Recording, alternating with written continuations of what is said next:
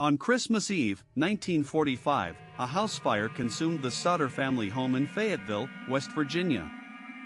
9 of the 10 children were inside when the flames began. 4 made it out alive. But the other 5, Maurice, Martha, Louis, Jenny, and Betty, ages 5 through 14, were never found. No bones. No teeth.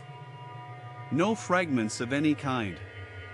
In a coal-burning fire that investigators later admitted never reached temperatures high enough to cremate a single human body, let alone 5. So if those children didn't burn, where did they go? Hook-pull, the answer to that question has haunted one family and an entire nation for nearly 80 years. And the deeper you look into this case, the less anything makes sense. George Sodder was an Italian immigrant, born Giorgio Soddu in Sardinia.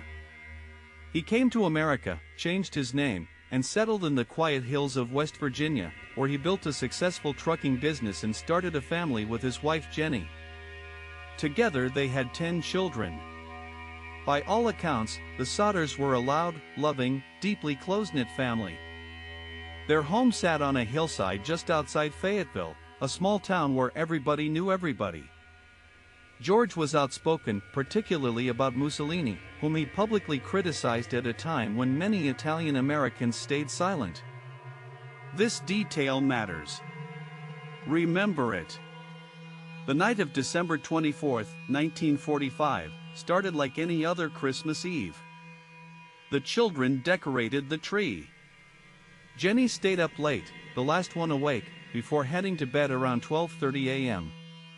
She later recalled that the phone rang sometime after midnight, a woman's voice she didn't recognize, asking for someone who didn't live there. Jenny heard laughter in the background. She hung up and noticed that the downstairs lights were still on, and a door she hadn't opened was unlocked. She thought little of it. She went to sleep. She would never stop regretting that decision. At approximately 1 a.m., Jenny woke to the smell of smoke. Within moments, the house was engulfed.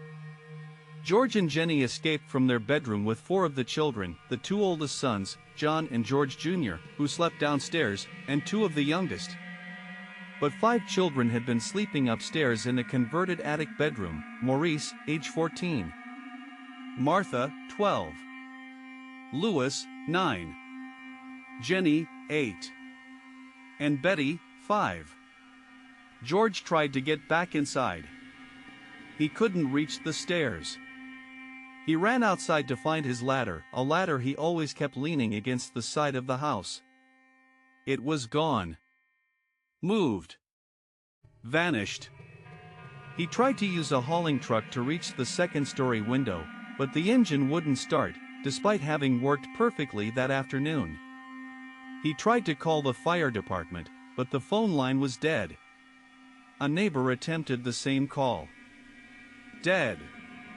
The Fayetteville Fire Department, located just 2.5 miles away, did not arrive until 8 a.m., 7 hours after the fire began. By then, the house had been reduced to a smoldering basement full of ash. And here is where everything starts to fall apart.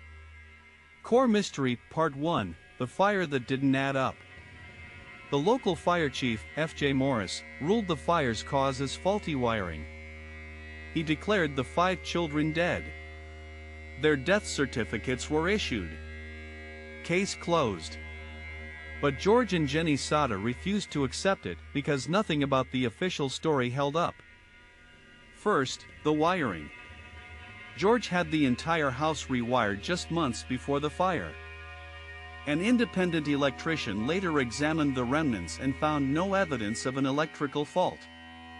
In fact, the household Christmas lights, which were still plugged in when the family went to sleep, had remained on during the early stages of the fire.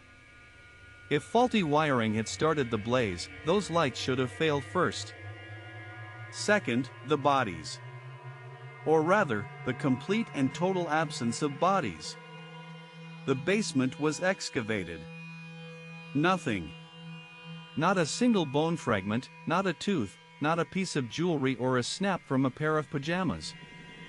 George hired a pathologist from Washington, D.C., named Oscar B. Hunter, who stated plainly that a residential house fire burning primarily wood and coal would not reach the 2,000 degrees Fahrenheit necessary to fully cremate a human body. And even professional crematoriums, which do reach those temperatures, still leave behind bone fragments. 5 children should have left something behind.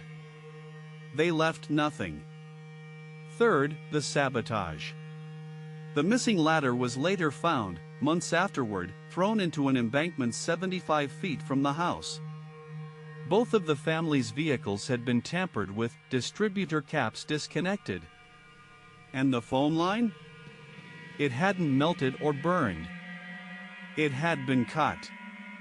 Deliberately severed with a sharp instrument at a point along the road leading to the property. So ask yourself, what would you have done if you were George and Jenny? Would you have accepted the fire chief's verdict? Or would you have started digging? They started digging. Core Mystery, Part 2, The Witnesses. In the months and years following the fire, the Sodders erected a massive billboard along Route 16, one of West Virginia's busiest highways. It displayed photographs of the 5 missing children and offered a reward eventually reaching $10,000, an enormous sum in the 1940s and 50s. That billboard would remain standing for over 40 years. And then the witnesses came forward. A woman who ran a tourist stop near a highway between Fayetteville and Charleston reported that on the morning of December 25, 1945, just hours after the fire, she had served breakfast to 4 children whose descriptions matched the Sodder kids. They were accompanied by 2 men and 2 women, all of whom were Italian in appearance and who spoke with accents. The children appeared nervous and were not allowed to speak. A woman in Charleston reported seeing the children staring out of a passing car. Another witness, a hotel worker in another state entirely, claimed she had seen the 5 children with 4 adults, and that when she attempted to speak to them, one of the men told her to mind her own business in a threatening tone. But here's where it gets strange, or rather, stranger. In 1949, George Sodder personally re-excavated the basement of his former home, going deeper than the original search. He found several small bones and a few vertebrae. He sent them to the Smithsonian Institution for analysis. The Smithsonian's response was devastating to the official narrative but also deeply unsettling. The bones were not those of children. They showed no evidence of fire exposure whatsoever. The report suggested they had been planted in the debris. Someone had salted the crime scene. Now, who would do that? And why? Remember George's outspoken criticism of Mussolini? Months before the fire, a life insurance salesman had visited the Sodder home. When George declined to purchase a policy, the man reportedly said, in a threatening tone, that the Sodder house would go up in smoke, and that George's children would be destroyed. This same man was later appointed as the coroner on the case. That is a verified, documented fact. Additionally, a local man was seen at the scene of the fire throwing a dark object, described by witnesses as some kind of incendiary device, onto the roof of the Sodder home shortly before the blaze erupted. When confronted years later by a private investigator hired by the family, the man denied involvement but gave contradictory statements. Core Mystery, Part 3, The Photograph. For 2 decades, the Sodders followed every lead. And then, in 1967, Jenny Sodder received something in the mail that would haunt her until the day she died. It was a photograph.